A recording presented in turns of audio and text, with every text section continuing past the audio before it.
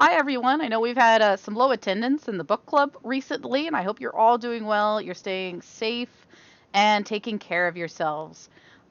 Do not worry if you are unable to make our meetings. I try to record them when possible, as well as remember that you don't have to talk when you are in voice chat. It is an optional process. So I hope that you guys enjoy this very brief overview of this free book on Amazon. The book is called An Introduction to the Way of the Buddha, Buddhism for Beginners by Shalu Sharma. Do not quote me on the pronunciation. I am only postulating at how to pronounce it. I do not actually know. Do not be afraid of the table of contents. This is actually quite small book, but it has an incredibly accessible way to get to know Buddhism and its foundations. So to begin, we talk about the history of Buddhism, and if you have been diving into or trying to get to know this belief system or this path at all, you've probably heard the story of Siddhartha Gautama. I don't actually. You're going to find that I am not an expert on pronunciation, and I do apologize for the butchering I'm going to do to a lot of the words and the names in this practice. But I do love to read, and I believe there's truth in everything, and there's truth in all places. So I hope you'll go on that journey with me while we talk about some of the truth that is hiding in these pages. Buddhism is a non-theistic religion based on the teachings of Siddhartha Gautama, also known as the Enlightened One. He's said to have, I believe he's said to have done over 84,000 teachings in his life. It says it somewhere in this reading here. And in that history, he left a life of privilege and a life of luxury to not only learn how to escape suffering, but I believe to fully realize what suffering the world has to offer. Because it's easy to postulate and to think about what suffering is in one area, but it seems to me that Buddha, he took it upon himself to find the many different ways that people suffer, whether it's through poverty, through deprivation, sickness, and aging. All of these many ways we can feel suffering and pain and the things that affect us as individuals. So when he saw a monk, this was assigned to him that he should try to live as a monk. He eventually found that this was not the path.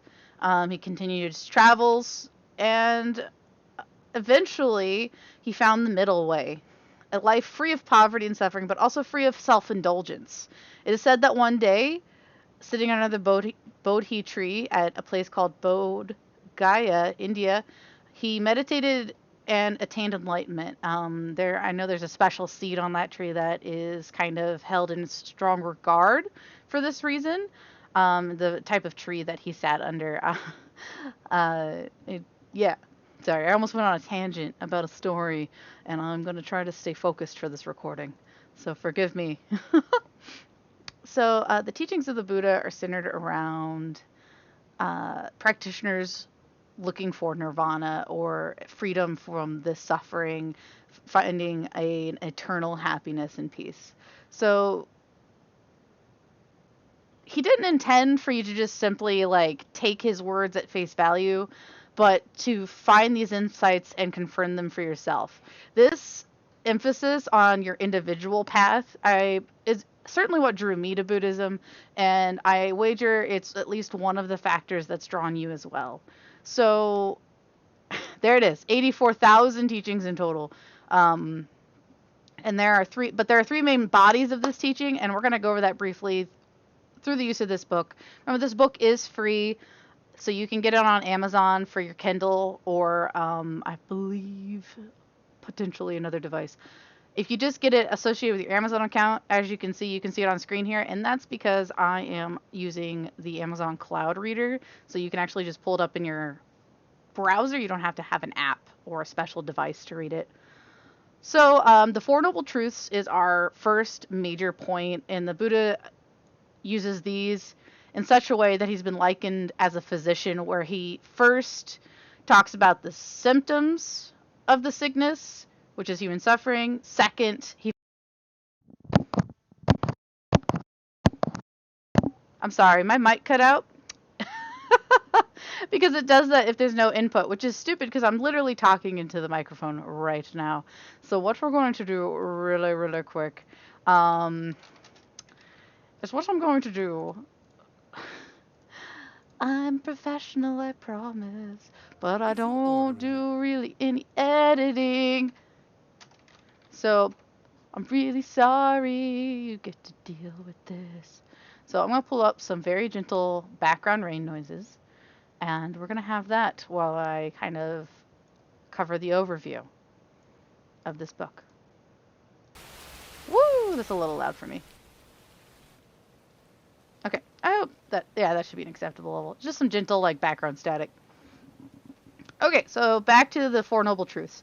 So he starts out, he observes the symptoms, which is our human suffering. He talks about the second thing he does, the second truth of the Four Noble Truths is likened to the diagnosis or the root cause of suffering. And the third, he gives his prognosis, and the fourth is the treatment.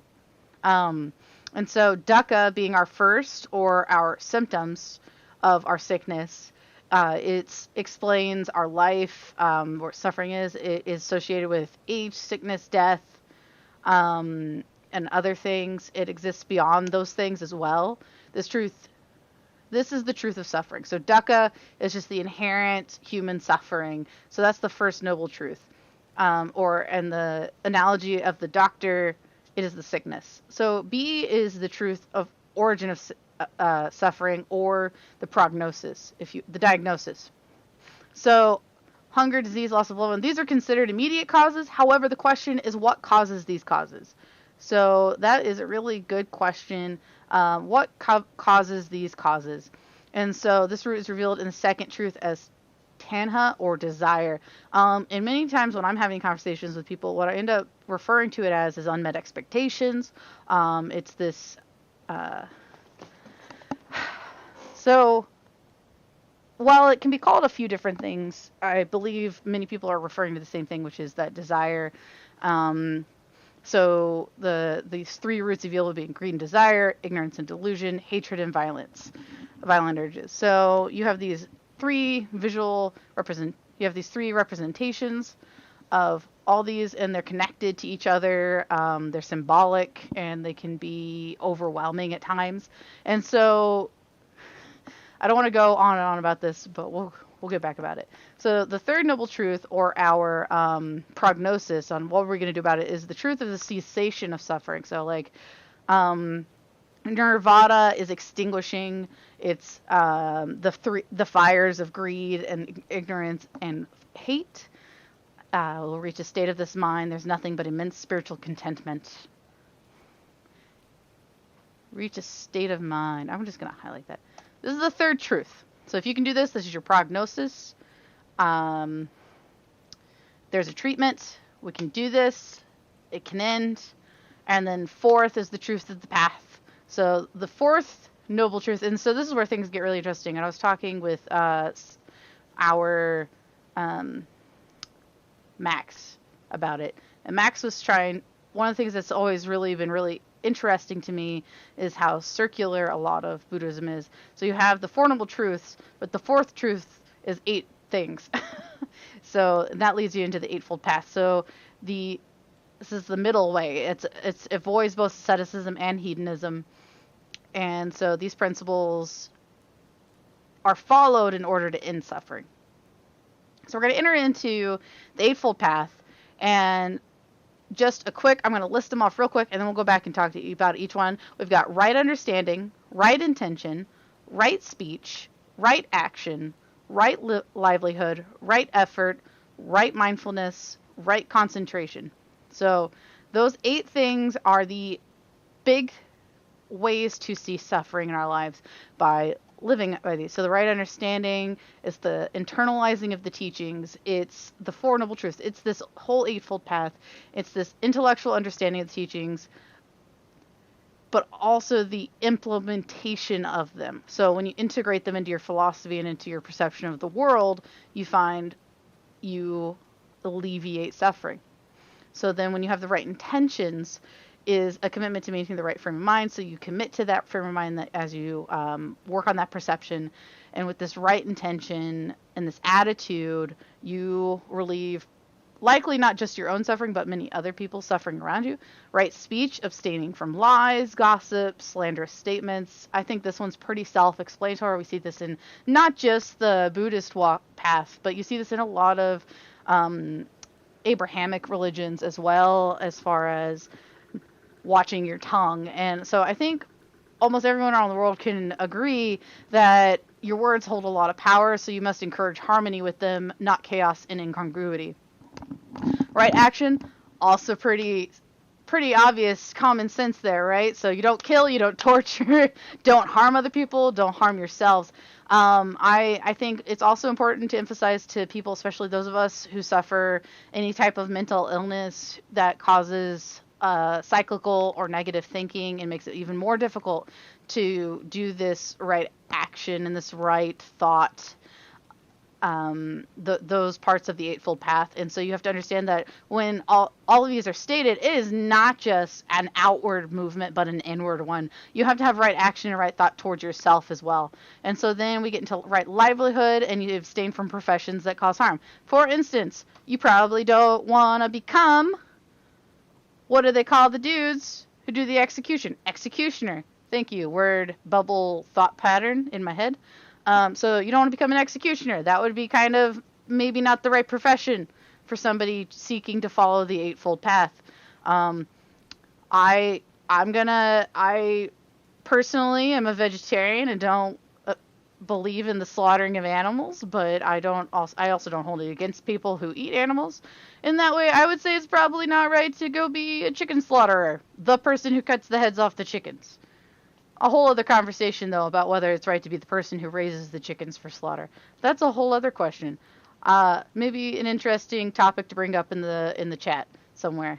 So we have right effort, you've got your mental discipline, you cultivate these things. This effort isn't just this like, all right, well, I'm not going to do all those things. All right, done. Passive, I'm not going to try. But this right effort of actually keep to the words, keep to your thoughts, and don't allow any evil or unnecessary thoughts to exist. And it's just one more step to bringing together this harmony and clarity.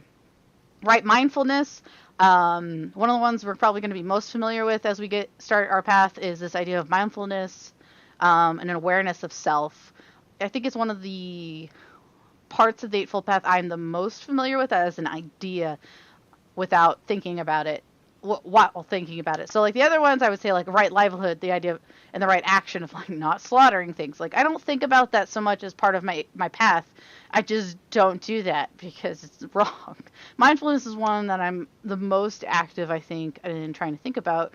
And so it's this practice that promotes the vipassana, kind of a meditation that involves exercise such as monitoring one's own breathing, blah, blah, blah. So I shouldn't have said that word because it sent me on a tangent. Was not the line of thought I was going on. Back up, pause. All right. So, you got your internal processes. These are important. Be alert to them. Understand them. And then be right in them. Samasati. Okay, right concentration. So this involves attaining the right mental focus and willpower to achieve all of the aforementioned and subsequently nirvana. So, until that remains his mind in perfect calm. So I guess what this one to me is, what the eighth part is personally, and please, if you have comments or contrary beliefs in this, please let me know. I am doing my best. A lot of what I know is just grabbing from the context of the things I've read, and primarily what I try to do is I have a conversation within the text itself. I think there's a lot of truth here, and so I want to have a conversation with the resources provided without having to pull over 5 other references at the same time. So I want to have a conversation within the context we have available, and right now that's this particular book. And so in this case, I would see right concentration as an encouragement to let you know that it's going to take effort and willpower to get to this deep meditation. It says right concentration because that's what you need, and I want to encourage you, it's going to take time, and that it's so interesting to me. It has its own bullet point on the Eightfold Path, if you will, where Do it. It just says, it just reemphasizes. Do all the other things. Get there and concentrate on it. So just stay focused. You can do it. So then we're going to talk about the three universal truths. Impermanence. I have no idea how to say that word. Anitya. Anatya. Anatya. Okay. So this is nothing is permanent in the world except for change, which is one of my favorite concepts in the world, I have to say. All is chaos in my brain. So it's unstoppable phenomena. You're not the only phenomenon. No, aren't the only manifestations of impermanence in the world. There is also impermanence in relativity, as shown by the lack of an absolute good or evil. So just this sense of impermanence. The next one is the non-self, the concept of non-self, of the things that sets Buddhism apart from other religions. So this is the primary thing that sets Buddhism apart from other religions, which I think is important to think about and know, especially if you are coming from another walk of faith or another path into this, and you're learning a new way of thinking or seeing the world. I for myself come from a incredibly zealous Christian background, and so I won't go into my specific flavor of Buddhism with you, but it is highly colored and changed by my walk as a Christian follower of the Abrahamic religion. So according to this, such an entity cannot exist, as it contradicts the first truth, which is impermanence of good, of all the things, right? So it leads. Buddhist philosophy lays down two reasons on why it is necessary to reject the idea of self. One, it leads to more harmonious relationships. By rejecting that self, you prioritize others before yourself, because you have no personal desires or self-centered thoughts. So I think that's important to think about. And the second one is an important prerequisite to enlightenment. The greatest ignorance is to believe the cause of self. With this notion, there is a tendency for people to feel entitled and independent, which may lead to feelings of pride, blah, blah, blah. So the last, the third universal truth is suffering. Once again, dukkha. So we're going, right, it's a very circular mind thought process, right? So we're back to dukkha. The third truth states that all that is impermanent is an occasion for suffering. So, believing in yourself, suffering. Believing in permanence, suffering. All of these things. And so it's ever changing, which is why emotional attachment is of little benefit to anyone. Like the two other truths, the truth of suffering is important to build up one's faith in Buddha and view in life. So all of that's really basic knowledge that I think is really important for a beginner to get wrapped up in their head as they start this process of finding their path through the middle way. So next, we're going to talk about a little more technicalities real quick about the three main divisions of Buddhism, which honestly hasn't been something I've thought a lot about until I started reading this book, because I'm a terrible Buddhist. I would probably not call myself a Buddhist at this time. I'm somebody who is on a path, and that path is sprinkled with Buddhism, but I'm not a Buddhist. So take a lot of what I say with a grain of salt. All right, so the three main branches or divisions of Buddhism are Theravada, Mahayana, and Vajrayana. So the first one is a conservative branch, follows the Pali Canon, and it sees Buddha as a mere man.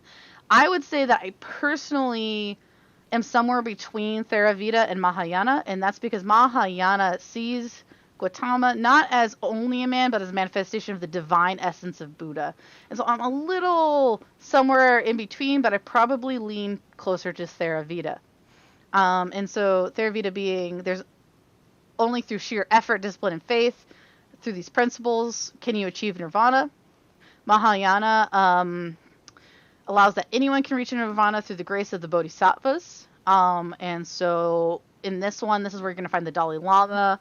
That's where you're going to find their teachings incorporated into the canon and that philosophy. Vajrayana is really interesting because it is that mix of Buddhism.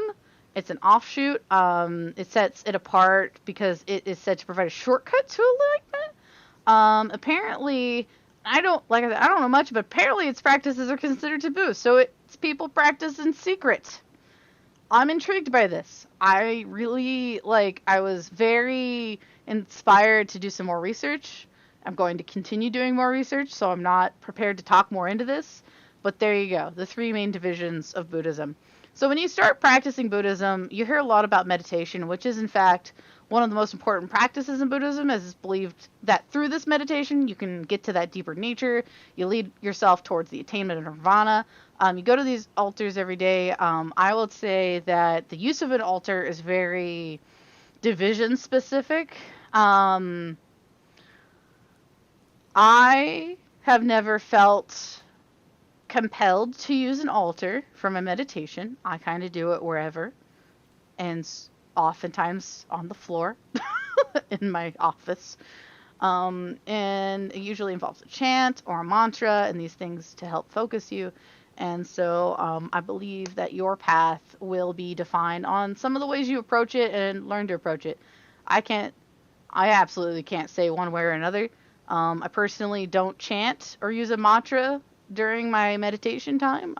I do have a mala I will occasionally hold and use to focus myself. As a adult who has ADHD, I get overstimulated and out of focus a lot. I find that my mala helps as a anchor into my body and can be very useful, but the mantra tends to cause my mind to go crazy, so I don't use it. Pilgrimage apparently is another important part of Buddhism devotion, as it helps foster a deeper connection with the religion. Very interested in this. I hadn't thought a lot about it. I recommend some more research on it, guys. Absolutely. Okay, so I'm going to skip over here and we're going to get to the 5 precepts that we follow as a Buddhist. No matter what your division or flavor is, these are kind of the 5 things you kind of undertake to abstain from. You abstain from killing living beings. I undertake to abstain from taking that which is not given. I undertake to abstain from sexual misconduct. I undertake to abstain from false speech. I undertake to abstain from substances that confuse the mind. And so these 5 precepts are not exploiting oneself or others. So I undertake to do these things of my free will, and it is my intent as the speaker. I'm gonna, like I said, I wouldn't call myself a Buddhist, but I still choose to prioritize these decisions and this commitment in my life. And so it's not written as a command because it is a choice, and you do choose these things each day. And today, I like what this ending paragraph is, and so I'm going to read it to you, and I hope it's meaningful to you. Today, Buddhism remains a strong, stable, and growing religion in many countries in Asia and even in the West. It is nobly strongest in China, Japan, Thailand, Myanmar, Vietnam, Sri Lanka, South Africa, Taiwan, Cambodia, and India. One characteristic that helped Buddhism flourish is that it is highly flexible and adaptable to local traditions, as evidenced by its branches. Additionally, it gives focus to man's free choice and personal development. Without a doubt, as it continues to spread to the western side of the globe, its growing base is one thing everyone could look forward to in the following years. So, just like the author, I hope you've enjoyed this introduction to Buddhism. I hope you guys have a great start to your week. And I will catch you in the Sangha. Have a great day.